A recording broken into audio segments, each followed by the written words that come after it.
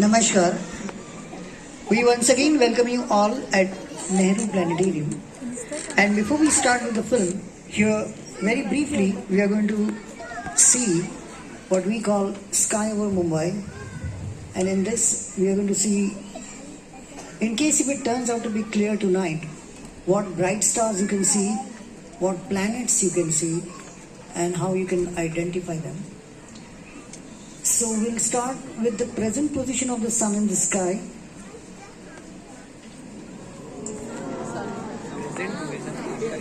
Wow. And as the time will progress, we will see sunset. And this is the skyline of Mumbai.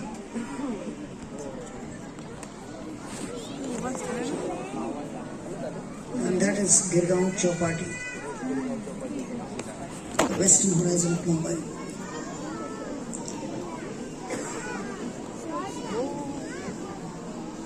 And in the south we can see Gateway of India, where sunset time is shown. Now we can notice here that these days sun rises little north of west, approximately 20 degrees. And then in twilight we will start seeing few bright stars.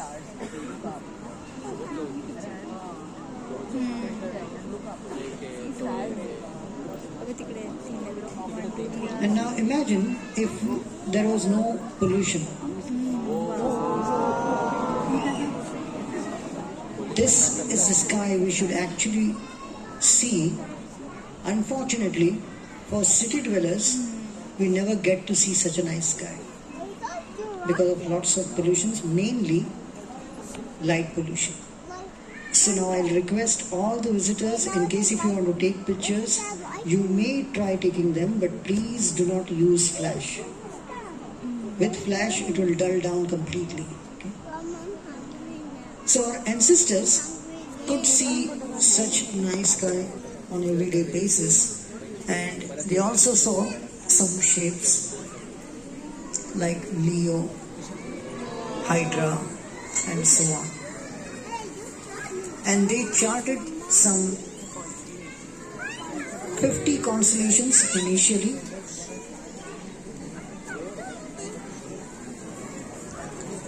I'm sorry, but जो दर्शक अंग्रेजी समझने में असमर्थ हैं, कृपया अपने mobile के फ्लैश बंद करके फोटो खींचे. एक्चुअली फोटो मत खींचो क्योंकि this is not going to be visible on your 2D screens.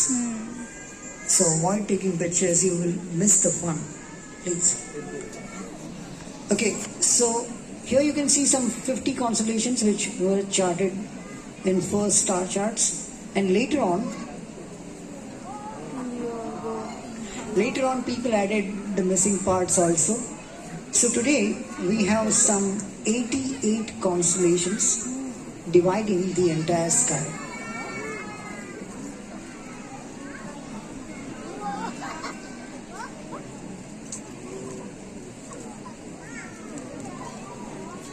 So again, now we'll go back to what is going to be visible tonight.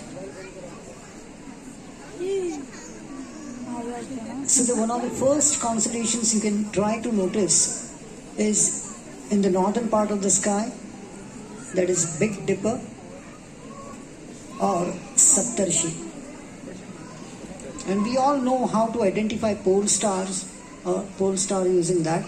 But instead, what we'll do is, we'll take the easternmost stars of this asterism, that is part of the complete constellation, and extend that line the way it is pointing in the south. Then the first star we get is Arcturus or Swati Nakshatra, reddish color star, which will be at 8 p.m. it will be almost overhead. And if we extend the same line further down south, we get Spica or Chitra, another nakshatra. Now, This belt is the belt of zodiacs, or you can say ecliptic. And right on the western horizon we can see Cancer constellation. In Cancer there is an open star cluster, and it is visible even with a small instrument, and because of its shape it is called beehive cluster. Beehive cluster. Around same time, in the southern constellation of Centaurus, we can see a hazy patch, and if you look this object in a telescope, this is what it looks like. It's a globular star cluster having at least 1 million stars there. A similar cluster can also be seen in the constellation of Hercules, but it's relatively smaller in size.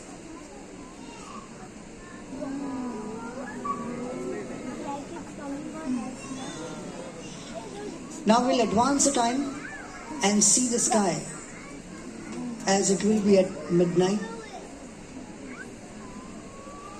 And the first thing we can notice here is that in the eastern sky, planet Saturn can be seen.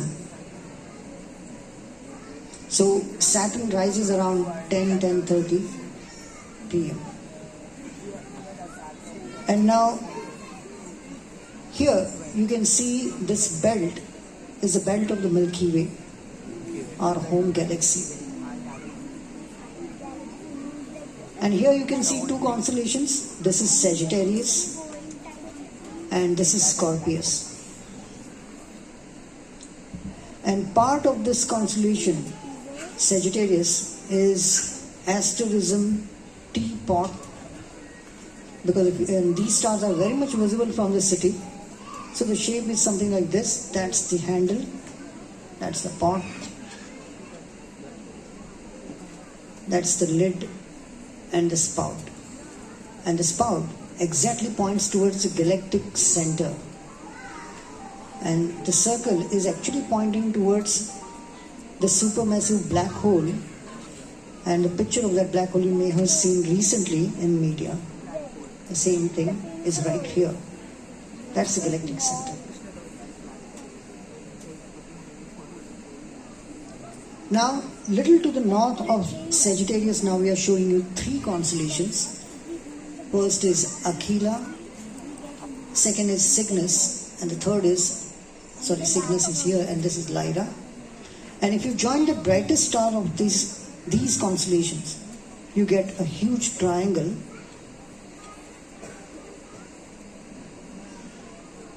And we'll see the triangle. That's Vega, Deneb, and Altair. And we'll see what this triangle is in the show. In the constellation of Lyra, there is an interesting object. It is called Planetary Nebula. It's a death of a star where the central star has collapsed to form a white dwarf star, and its outer shells are expanding in space. That is Ring Nebula. Now again we'll advance the time and see the sky as it will be at 4:30 a.m. where we can see Saturn quite high in the sky, and little to the south, almost equidistant in the north, we can see an interesting object, that is Andromeda Galaxy. That's the galaxy nearest to the Milky Way. Devyani Mandakini. And then, little later, you can see all of the planets, Jupiter, Mars, Venus, and Mercury will be along with the moon. So tomorrow morning, if you want to find out Mercury, try to locate crescent moon on the eastern horizon, and a reddish color star little below towards horizon will be Mercury. And then little later, as the sun will come up, planets will also disappear and the new day will begin. So that was about sky over Mumbai. My name is Jatin Rathod. In case of any questions, you can ask me after the film. Thank you so much. Now we'll enjoy the movie, that is Biography of the Universe. Of course, I also thank my colleague, Chintan Joshi, for simulating the sky for us.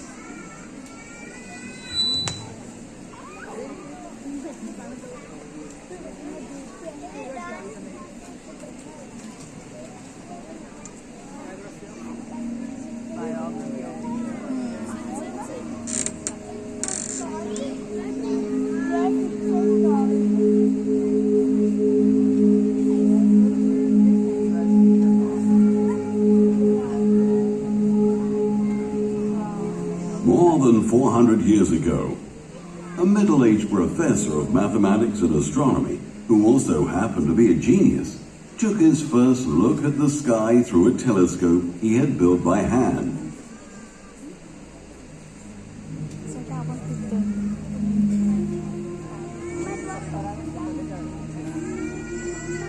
Like almost everyone who ever lived, Galileo Galilei wondered about all he saw in the night sky.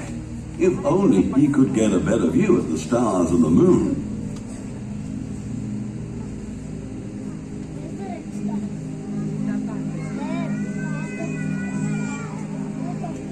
Recently, spyglasses had been invented to magnify things in the distance, such as ships. Galileo designed a much stronger spyglass and turned it upward. Would the telescope show him things about the universe that were invisible to the naked eye? Galileo was the first human being to see the mountains and craters on the moon.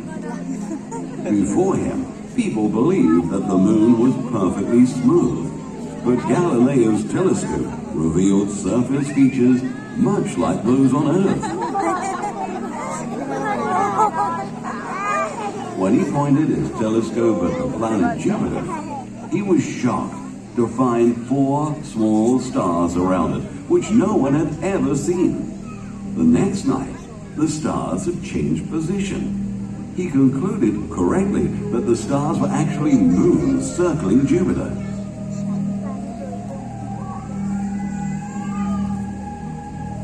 People had long wondered about the mysterious glowing streak in the sky, known because of its dim white appearance as the Milky Way.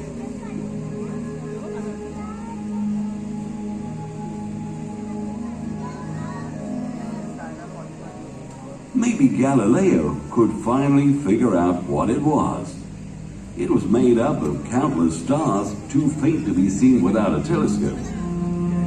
Galileo realized that they were suns like our own, but much, much farther away. Today we have built larger telescopes that can see thousands of times farther than Galileo's. This image was taken by one of our most remarkable telescopes. It's not on Earth though, it's in space, where the view is not hampered by clouds, pollution, or the atmosphere. The Hubble Space Telescope. Through it, we've seen things in the universe that are breathtaking.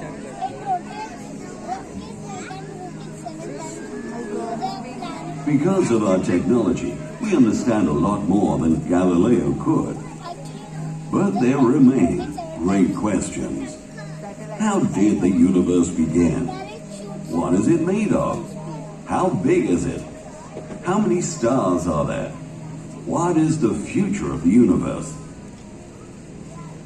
Scientists believe they have solved some of these questions, but some they haven't yet.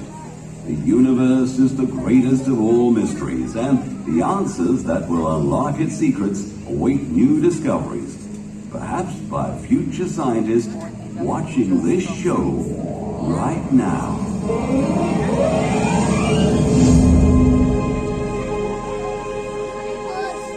Biography of Universe.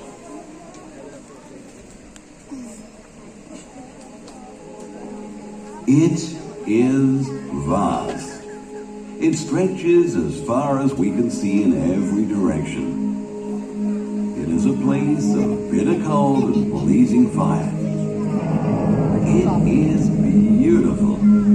What exactly is the universe?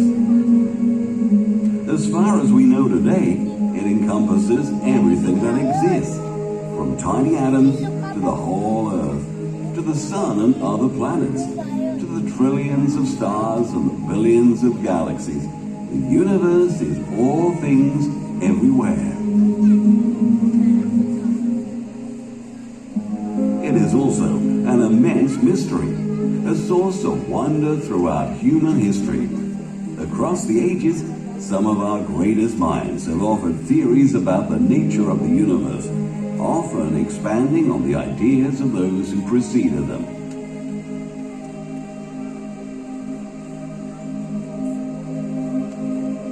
Today's story of the universe might appear strange to the great astronomers of the past. Vishwamitra in India, Ptolemy in Greece, Aryabhat in India, Copernicus in Poland, and Galileo in Italy.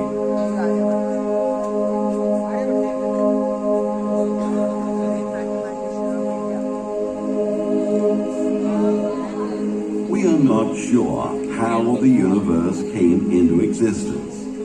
Some believe that it was created in the remote past, and others say that it has always been around. Present-day science estimates that the universe is about 14 billion years old and suggests that it exploded into being in a Big Bang.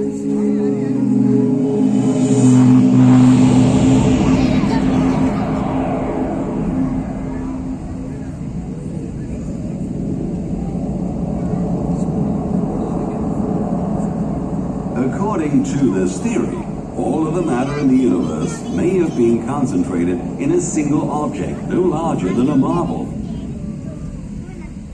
Suddenly, for a reason we don't yet know, it blew up, becoming a universe unbelievably hot and expanding, and then gradually cooling down. When it was born, it was all energy and gravity, the force of attraction. And some of this energy turned into what we know as matter. This primordial matter gave birth to the elements. Hydrogen and helium were formed in the first 30 minutes or so. The stars later formed, they produced the other elements. After expanding and cooling for millions of years of its infancy, the universe entered the equivalent of its early childhood. A lot of interesting things began to happen. The attraction of gravity brought some of the matter together into immense clumps, here and there. These clumps of gas and dust eventually collapsed and became galaxies. The hydrogen and helium gases in the galaxies broke up into smaller clouds. From these clouds, the first stars in the galaxies were born. Most of the stars that formed early were supermassive. But they lasted just a few million years, then blew up in catastrophic explosions called supernovae.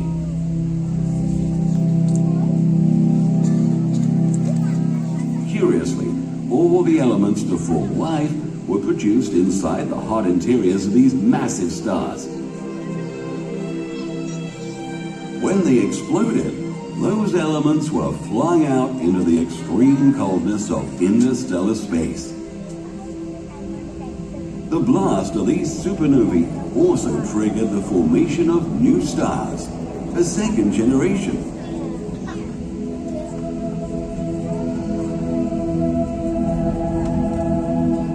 By the time the universe was a few billion years old, it was markedly different from what it had been just after the Big Bang.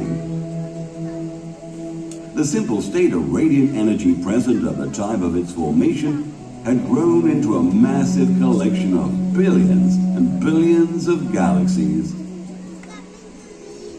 Some of these galaxies are spiral-shaped, some elliptical, and another stake irregular shape, sometimes a result of colliding galaxies. Generation after generation of stars were born, produced elements for life, such as carbon, oxygen, and iron, and eventually died.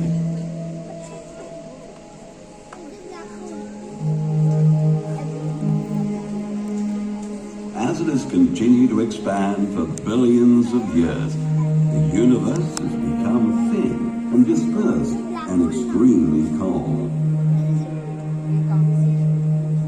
Hundreds of years ago, we believed that Earth was the center of the universe. Then science proved that our planet and other planets actually revolve around our sun. Today, we know that the sun itself is but one star among 400 billion stars that make up our Milky Way galaxy. And that our galaxy, though composed of hundreds of billions of stars, can seem insignificant when we realize that it is just one among hundreds of billions of galaxies in the universe. Our Milky Way galaxy formed about 1 billion years after the Big Bang, making it some 13.2 billion years old. The most ancient stars within it are about 10 billion years old, and the youngest are just a few million years old. In fact, baby stars are being born even today. Our sun is a middle-aged star, 4.5 billion years old.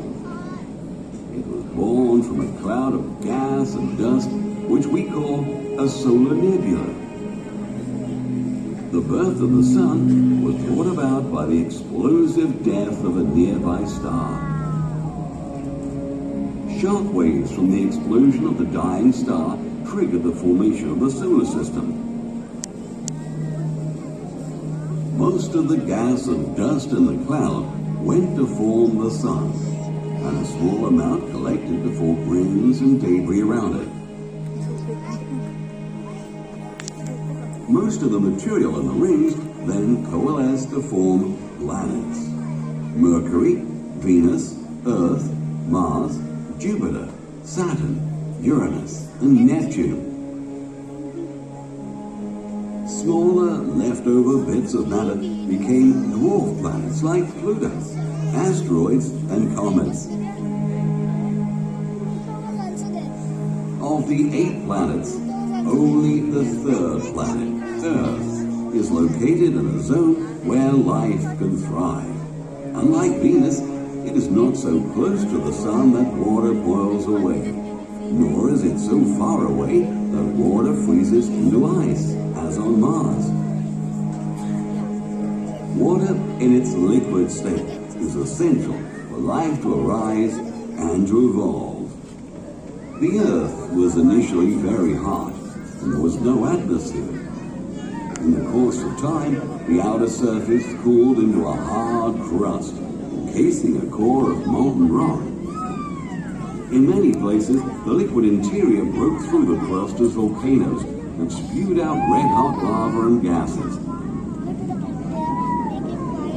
These gases formed Earth's first atmosphere. One theory holds that clouds in this early atmosphere showered rain unceasingly for thousands of years, giving rise to our oceans. Another theory is that the water masses on Earth were created by impact from massive comets, which are made largely of ice crystals. Had you been able to watch the birth of our planet from space, it might have looked like this. The solar system started condensing about 4.5 billion years ago. A couple 100 million years later, the Earth had appeared.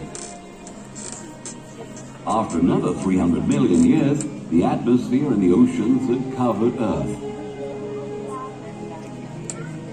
Another 500 million years passed and some primitive forms of life appeared, such as blue-green algae.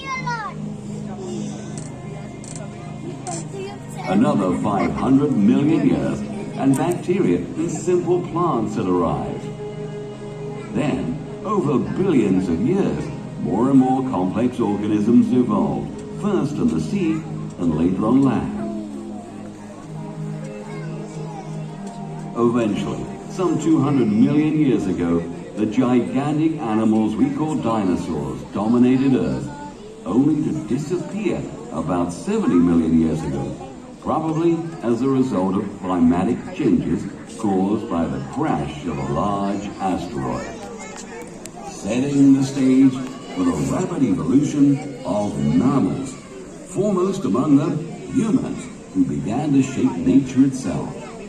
Our ancestors made stone tools, used fire, and learned to farm.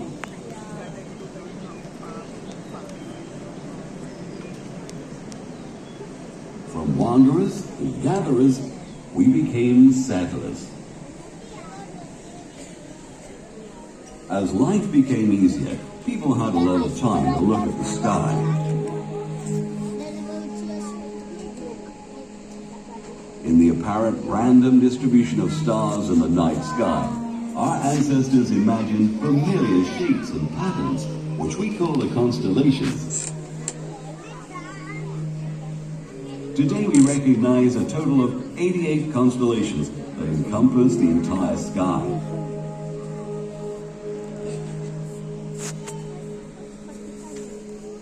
12 of these are called the Zodiacal Constellations.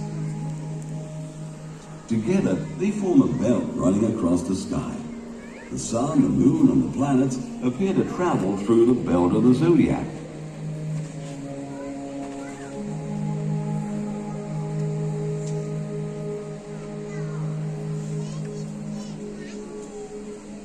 One of the most conspicuous constellations seen in the winter sky is Orion, the Hunter.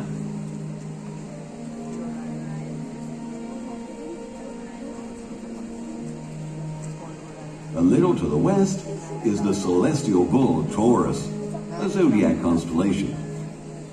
Taurus appears to be attacking Orion, the Hunter.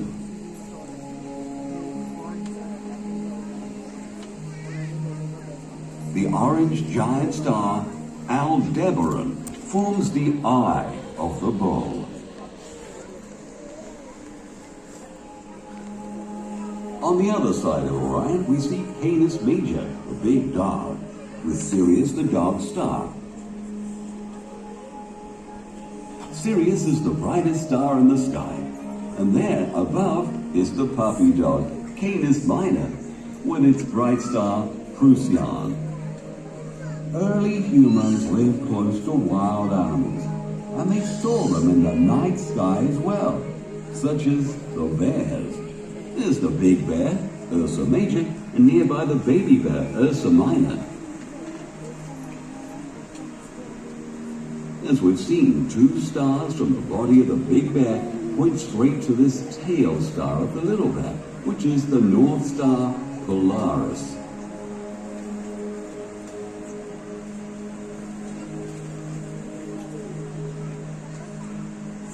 Right overhead, we find the famous zodiac constellation Leo the Lion. One of the brightest stars, Regulus at the front pole, is actually 4 stars. And Nebula at the tail is a relatively young star. In the southern skies, we see the ancient ship Argo. Together, we have divided this ship into 3 constellations. The sails of the ancient ship we call Vela, the stern, Puppis, and the keel of the ship is called Carina. Canopus of Carina is the second brightest star in the sky. In fact, Canopus is used to navigate in the southern seas. Another constellation in the south that helps navigation is this one, formed by 4 stars in the shape of a cross. This is the Southern Cross, also known as Crux.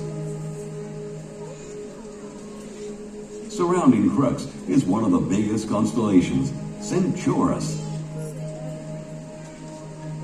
To the ancients, the stars were in the shape of a centaur, half man, half horse. Alpha Centauri, the third brightest star in the sky, is at the rear hoof of Centaurus, along with Proxima Centauri, which is also the closest star to us in the entire night sky. Here, in the constellation Boötes, the herdsman, we find Arcturus, the 4th brightest star. The 5th brightest star in the sky is seen rising in the east now, Vega, which has been studied more by astronomers than any star but the Sun.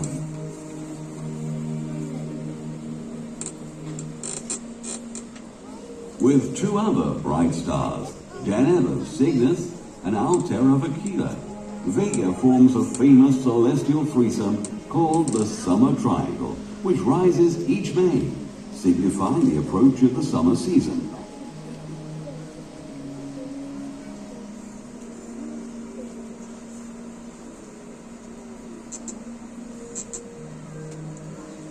At any given time, you can see about 3,000 stars with your naked eyes. A few very bright, some dim, lots of stars barely visible. There are just a small fraction of the 400 billion stars in our Milky Way galaxy.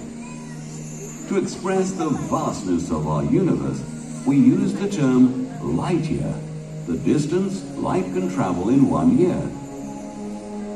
Our solar system is 300 light years from the center of the Milky Way galaxy.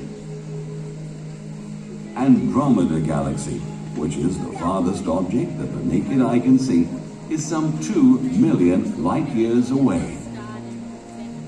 And Andromeda is the closest major galaxy to us. Beyond it are more than 100 billion galaxies stretching across billions of light years.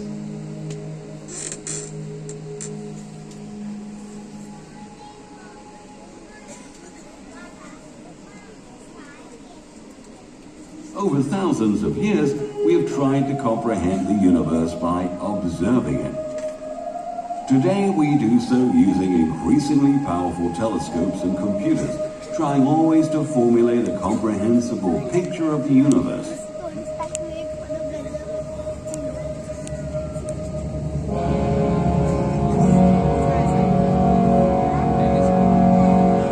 One great question fascinates us. Is there other life out there?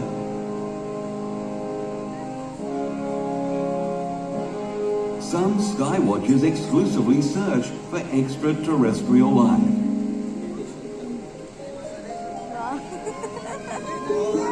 Recently, we've discovered that many stars have planetary systems around them. Some astronomers estimate there may be 1 billion places in the universe which can support life. But as of now, we have discovered no evidence of life elsewhere in the universe.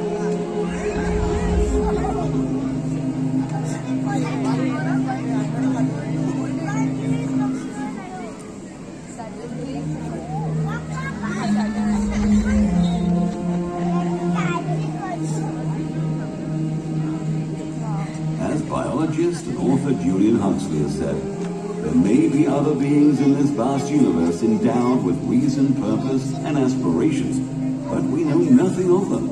So far as our knowledge goes, the human mind and personality are unique and constitute the highest product yet achieved by the cosmos.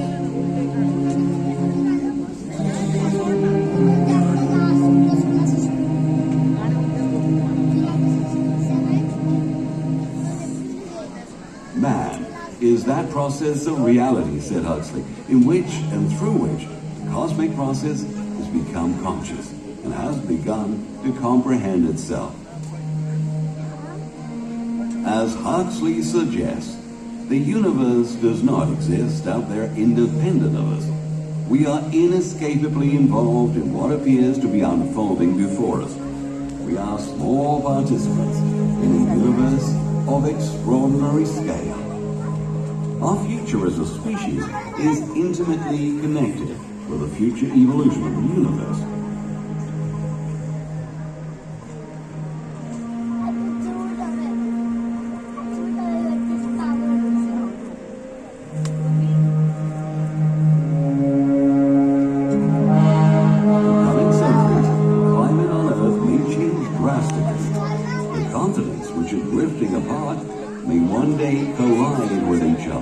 Destroying old mountains and creating new ones where none existed before.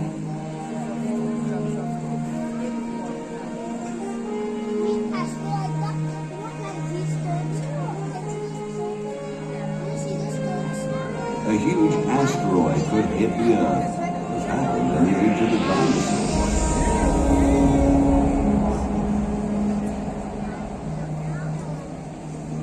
Some stars may die in the neighborhood, and some new ones may be born.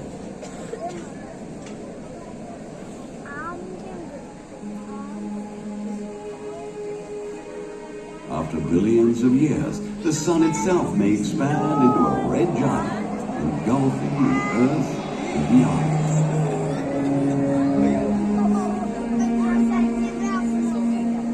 In the past, some astronomers theorized that our expanding universe might eventually slow down, halt, and begin to collapse.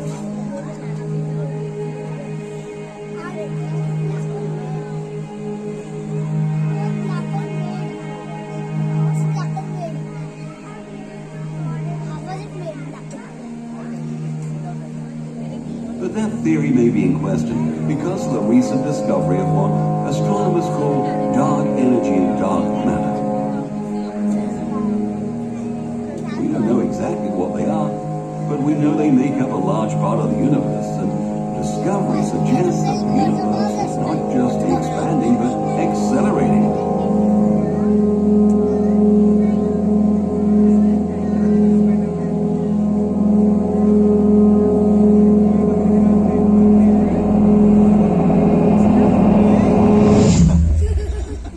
Who knows what future generations might discover? They are likely to have an entirely different understanding of the universe than we do. As each great mystery is solved, another arises. That's the beauty of science.